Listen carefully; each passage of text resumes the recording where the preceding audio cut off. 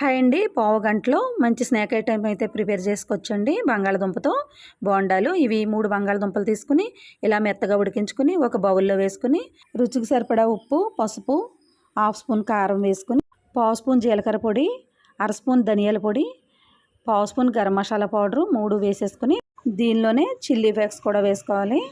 ఇవన్నీ వేసేసిన తర్వాత చాలా మెత్తగా స్మాష్ చేసేసుకోవాలి.